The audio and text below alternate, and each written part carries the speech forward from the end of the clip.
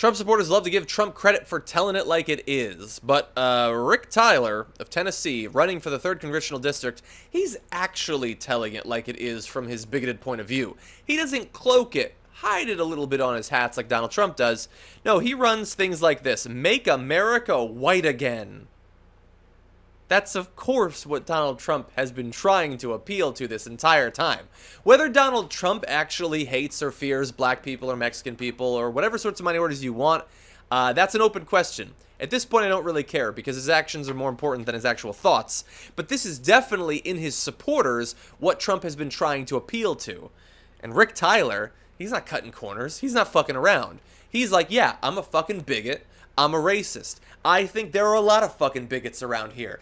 You know what I think? If I get enough of them, I can actually become a congressman by riding on the backs of these fucking racists. And so I appreciate his honesty, I suppose. He admitted to WRCB that he did put up the sign. He says he doesn't hate people of color. Well, isn't that nice of him? But that he thinks that America should go back to the 1960s. You should go back to the 1960s, invent a time machine, get the fuck out of here, because we're trying to move on. We're trying to evolve and progress as a society, something you seem to be uninterested in. He said, by the way, the Leave It to Beaver time when there were no break-ins, no violent crime, no mass immigration. I don't think that I could actually post a video of me blowing my brains away, but reading that statement makes me want to. There was no mass immigration leading up to the 1960s?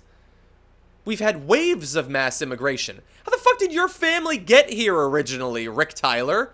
Were you Native American? No? Well, then there was some immigration going on. Was it mass immigration? Yes, it was fucking mass immigration. We've had multiple waves of mass immigration of different sorts. From Asia, from Europe, many times from Europe. Sometimes from Africa. Non-consensually, to be fair, but that also went on. There was great periods of mass immigration. There were no break-ins. There were no violent crime. First of all, there was tons of race-based violent crime. It was called lynching. You might want to look it up on Wikipedia. It kind of sucked, and it was going on up until that time, by the way. And people who looked a lot like you, who probably watched Leave It to Beaver, they enjoyed that sort of activity. So there was crime going on. By the way, people have no fucking clue about the history of crime in America. If you look back, violent crime rates, physical crime and property crimes, we are somehow, I have no idea how, some people have theories about lead and education and things like that, we're living in a time that is comparatively peaceful when it comes to various types of crime. If you go back to their golden age, it was a horror show back then for violent crime and property crime. So this guy, Rick Tyler, I'm not going to give him the benefit of the doubt. I think he's actually stupid. He doesn't know what it was like back then.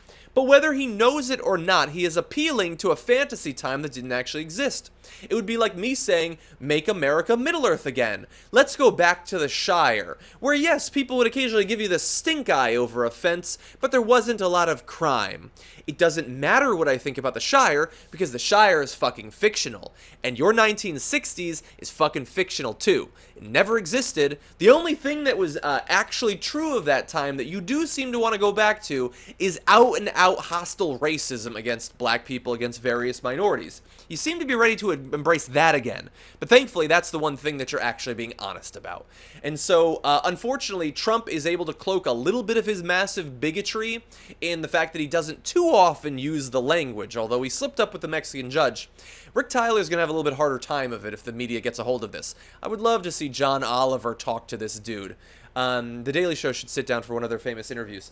But anyway, I'm hoping that this sort of candidate, who almost certainly has been inspired by the success of Donald Trump to run, to allow their explicit racism to bubble to the surface, I hope that America wholeheartedly rejects these people. Because I want to imagine that the candidacy of Donald Trump is the last gasp of this sort of out-and-out, disgusting, putrid racism. But if Rick Tyler and those of his ilk become the next wave of congressmen, it's going to be a lot harder to have much optimism about America's future.